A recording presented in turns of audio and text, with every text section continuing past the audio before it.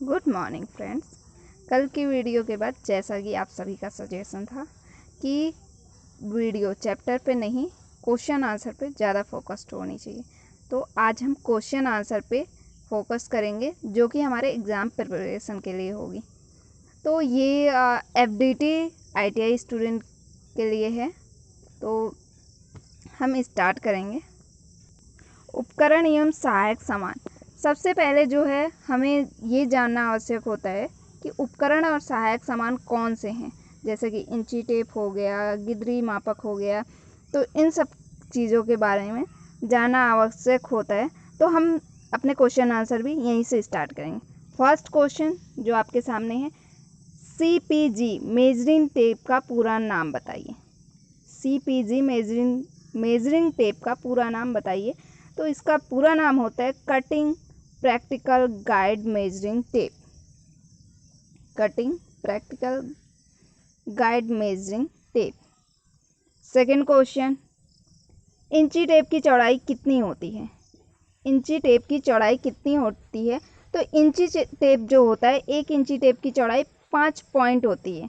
जो इंची टेप होता है उसमें 1 इंच में 8 पॉइंट होते हैं और उसके 5 पॉइंट जो होते हैं वो उसकी चौड़ाई होती है।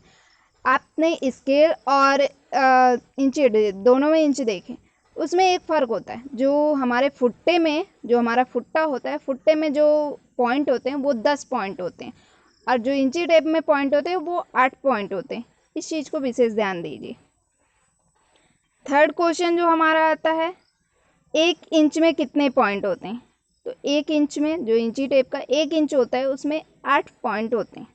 8 पॉइंट का मतलब जो 1 इंच से दूसरे इंच में पूरे 1 इंच का जो गैप होता है उसके अंदर जो 8 लाइनें खिंची होती हैं, तो एक लाइन को 1 पॉइंट कहते हैं। एक लाइन का निशान जो होता है उसे 1 पॉइंट कहते हैं। Question number 4, CPG measuring tape के बारे में। CPG मेजरिंग टेप एक बार में कितने माप ले सकता है या उससे कितने माप लिए जा सकते हैं? तो इसका आंसर है, CPG मेजरिंग टेप से एक बार में 3 माप लिए जा सकते हैं। पहला छाती का माप, दूसरा तीरा, तीसरा डेप्थ ऑफ साई का नाप। ये 3 माप उससे लिए जा सकते हैं। इसके साथ साथ ओवर शोल्डर और अंडर शोल्डर, इसके माप भी CPG मेजरिंग टेप से लिए जा सकते हैं। एक बार फिर से रिपीट करेंगे हम। CPG मेजरिंग टेप से एक बार में 3 माप लिए जा सकते हैं।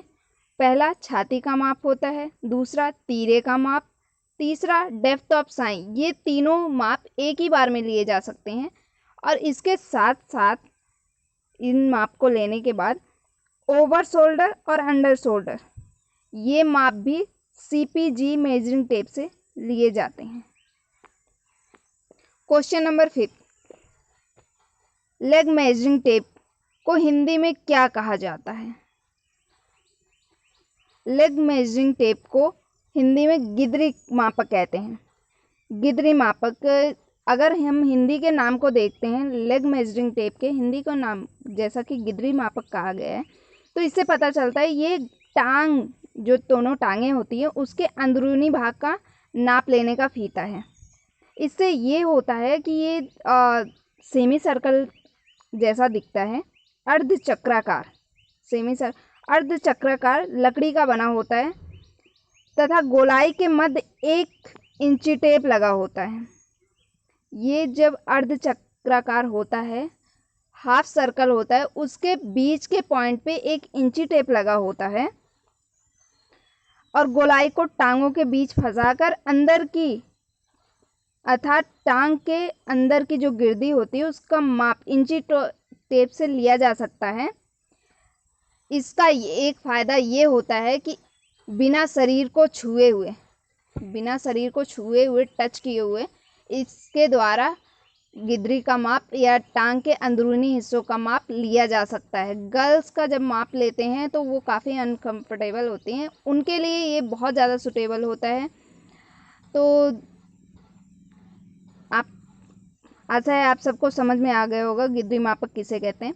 मैं एक बार फिर रिपीट कर देती हूँ कि जो दोनों टांगों के बीच का हिस्सा होता है वहाँ पे अर्धचक्राकार जो शेप होती है इसका, उसे फंसाकर जो इंची टेप लगा होता है उसके द्वारा हम टांगों के बीच की गोलाई को मापते हैं। इसे गिदरी मापक कहा जाता है। 6th क्वेश्चन, एल स्केल की भुजाओं की लंबाई बताइए। एल स्केल सबने देखा हुआ है, एफडीटी के स्टूडेंट है तो आपने एल स्केल देखा ही होगा। एल स्केल बिल्कुल एल की तरह बना होता है, उसकी एक भुजा लंबी होती है, एक भुजा छोटी होती है। तो जो छोटी वाली भुजा होती है वो 12 इंच की होती है, जो बड़ी वाली भुजा होती है वो 24 इंच की होती है। ये 90 डिग्री पर आकर आपस में मिलती हैं।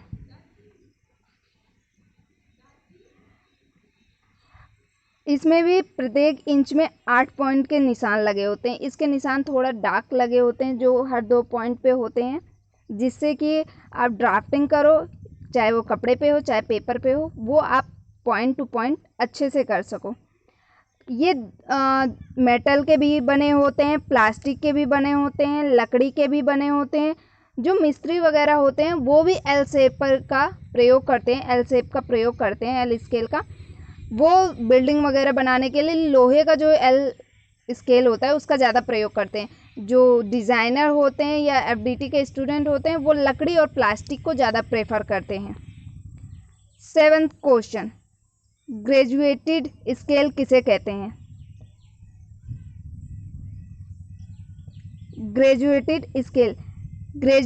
स्केल देखने में एल शेप जैसा होता है, एक तरह से एल स्केल ही होता है वो, किंतु इसमें 1 और इंच, जिस और 12 इंच होता है वहाँ पे 1/4, 1/7, 1/16, 1/32 और जिस साइड पे 24 इंच, मतलब जो लंबी वाली लेग होती है एल स्केल की, वहाँ पे 24 इंच वाली साइड पे 1/3, 1/6, 1/12, 1/24, 1/48 के मापों के निशान लगे होते हैं। इतना फ़र्क होता है। जो एल स्केल होता है वो सिर्फ इंच में होता है, एक तरफ 12 इंच एक तरफ 24 इंच, मगर जो ग्रेजुएटेड स्केल होता है वहाँ पे इसके पार्टीशन हो जाते हैं।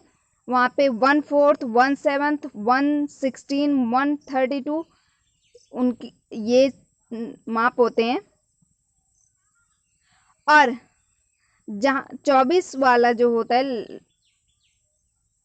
लंबा वाला लेग होता है जो एल स्केल का, वहाँ पे 1/3, 1/6, 1/12, 1/24, 1/84 इस हिसाब से उनके पार्टीशन किए जाते हैं। क्वेश्चन नंबर 8, नीचे चित्र में दिखाए गए उपकरण कौन से हैं। नीचे चित्र में दिखाया गया उपकरण कौन सा है। तो नीचे चित्र में दिखाया गया उपकरण जो है वो फ्रेंच कर्व है। फ्रेंच कर्व जो कि हम नॉर्मली यूज़ करते हैं ड्राफ्टिंग में, जो छोटी ड्राफ्टिंग होती है उसकी शेप्स वगैरह बनाने में। इसमें से ज़्यादातर 4 या 5 स्केल्स का ज़्यादा यूज़ होता है, 4-5 कर्व का ज़्यादा यूज़ होता है, बाकी का कम यूज़ होता है। परंतु ये 12 के सेट में आता है, ये पूरा 12 के सेट में ही आता है। इसका उपयोग टेलर वगैरह भी करते हैं। जो छोटी छोटी शेप्स वगैरह होती हैं उसे देने में आसानी होती है, जैसे बाजू वगैरह की शेप हो गई, उनकी लेंथ की शेप हो गई, ब्लाउज के बाजू की शेप करने में अक्सर दिक्कत आती है। तो इन फ्रेंच कर्व से उनकी शेप करना इजी हो जाता है। 9th क्वेश्चन है हमारा, मेजरिंग स्टैंड मुख्यतः किन वस्त्रों के नाप के लिए होता है। मेजरिंग स्टैंड एक तरह से जैसे कि दीवार पे आपने देखा होगा बच्चों को मापने के लिए बना दिया जाता है निशान, उसी तरह से दिखता है कुछ। उसमें स्प्रिंग के साथ सुई लगी होती है, जहाँ पे आप आसानी से किसी को भी खड़ा करके उसके साथ और उसका माप ले सकते हैं, बिना उसे छुए, बिना उसे टच किए भी। तो ये होता है लंबे व्यक्ति के लंबे वस्त्र, जैसे ओवरकोट, लेडीज नाइटी, गाउन इत्यादि के नाप के लिए होता है, क्योंकि ऊपर से नीचे नाप लेने के लिए कम से कम 2 लोगों की आवश्यकता पड़ जाती है।